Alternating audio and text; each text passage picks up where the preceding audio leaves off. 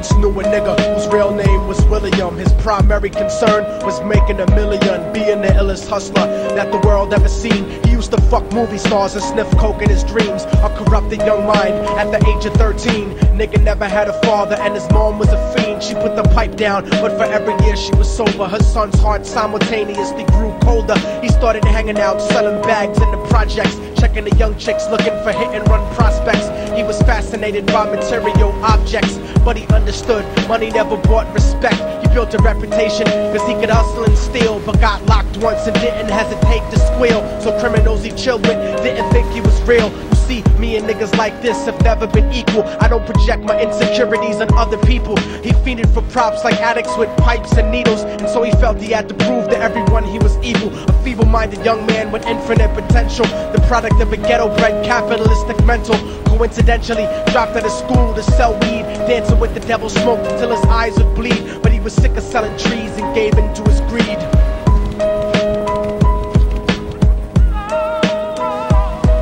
Everyone trying to be tripe never faced the consequences. You probably only did a month for minor offenses. Ask a nigga doing life if he had another chance. But then again, there's always the wicked that knew in advance. Dance forever with the devil on a cold cell block. But that's what happens when you rape, murder, and sell rock. Devils used to be gods, angels that fell from the top. There's no diversity because we're burning in the melting pot.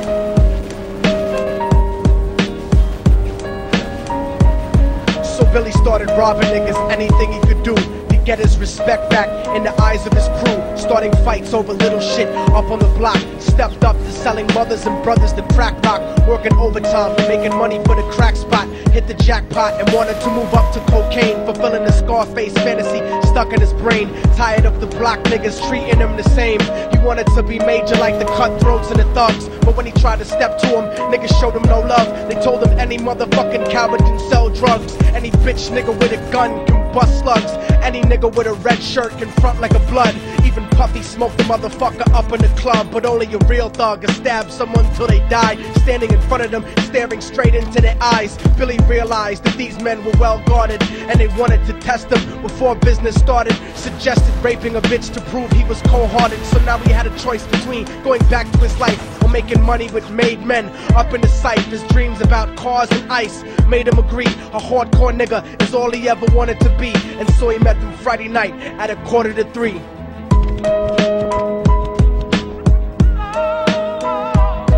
Everyone trying to be tripe never faced the consequences. You probably only did a month for minor offenses. Ask a nigga doing life if he had another chance. But then again, there's always the wicked that knew in advance. Dance forever with the devil on a cold cell block. But that's what happens when you rape, murder, and sell rock.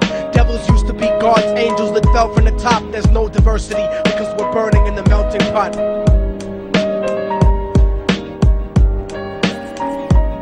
They drove around the project slow while it was raining, smoking blunts, drinking and joking for entertainment, until they saw a woman on the street walking alone, 3 in the morning, coming back from work on her way home. And so they quietly got out the car and followed her. Walking through the projects, the darkness swallowed her. They wrapped her shirt around their head and knocked her onto the floor. This is it, kid, now you got your chance to be raw. So Billy yoked her up and grabbed the chick by the hair and dragged her into a lobby that had nobody there. She struggled hard, but they forced her to go up the stairs. They got to the roof and then held her down on the ground, screaming, "Shut the fuck up and stop moving around." The shirt covered her face, but she screamed and clawed. So Billy stomped on the bitch till he broke in her jaw. Them dirty bastards knew exactly what they were doing. They kicked her until they cracked her ribs and she stopped moving. Blood leaking through the cloth, she cried silently. And then they all proceeded to rape her violently. Billy was made to go first, but each of them took a turn, ripping her up and choking her until her throat burned. Her broken jaw mumbled for God, but they weren't concerned. When they were done and she was lying bloody, broken and bruised, one of them niggas pulled out a brand new 22. They told him that she was a witness for what she'd gone through, and if he killed her, he was guaranteed a spot in the crew. He thought about it for a minute, she was practically dead, and so he leaned over and put the gun right to her head. I'm falling and I can't turn back.